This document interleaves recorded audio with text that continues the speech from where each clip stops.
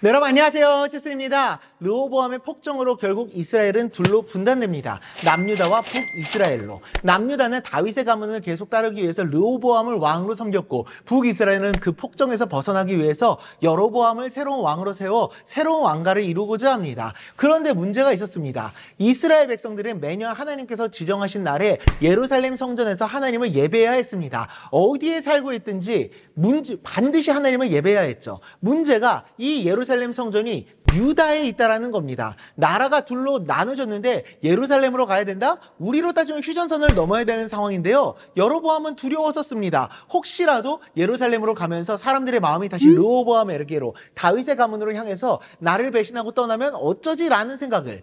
그래서 베델과 단에 새로운 성소를 만듭니다. 북이스라엘 백성들이 하나님을 예배할 수 있도록. 하지만 성경은 이 일이 죄가 되었다 말씀하십니다. 우선 하나님께서 지정하신 장소는 예루살렘이었는데 그 장소 외에 다른 곳에서 예배를 드리게 했다는 것이 문제였습니다. 더 큰 문제는 금송아지를 우상으로 만들어 그 신을 섬기도록 했다는 것부터가 큰 문제였었습니다. 이는 백성들로 하여금 우상 숭배에 빠지게 하는 큰 죄가 되었습니다. 이후 우상을 섬기는 산당들을 짓고 하나님께서 지정하셨던 레위 지파 자손이 아닌 일반 지파 사람들을 제사장으로 세웠다고 합니다. 아주 막 나가고 있는 거죠.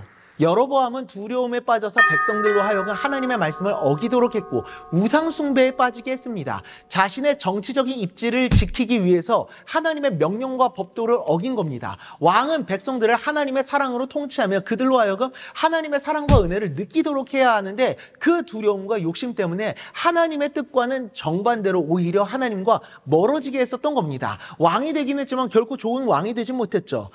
자리가 중요한 게 아닙니다. 내가 어떤 위치에 있느냐가 중요한 게 아니라 그 부르심에 합당한 삶을 살아가야 하는 겁니다. 나를 향한 하나님의 부르심을 따라 그 뜻을 실현하기 위해서 충성하며 노력하고 있는지가 중요한 거죠. 고린도전서 4장 2절입니다. 그리고 맡은 자들에게 구할 것은 충성이니라.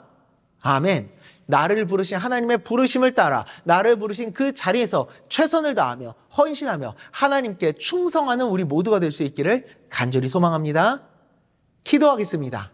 하나님 아버지, 여로보암이 두려움에 빠져 산당을 짓고 우상을 만들고 자기 마음대로 제사상을 세우는 등 하나님의 말씀대로가 아닌 자기 마음대로 행하려 했었던 것처럼 아버지 하나님, 자리가 중요한 게 아니라 우리를 향한 하나님의 부르심을 따라 순종하고 있는지 충성하고 있는지가 중요한 줄 믿습니다. 늘 언제나 하나님의 말씀을 기억하며 아버지 하나님의 말씀 앞에 무릎 꿇고 주님의 뜻을 따라 살아나아가는, 주님의 뜻대로 살아나아가는 우리가 될 수 있도록 은혜 내려 주시옵소서.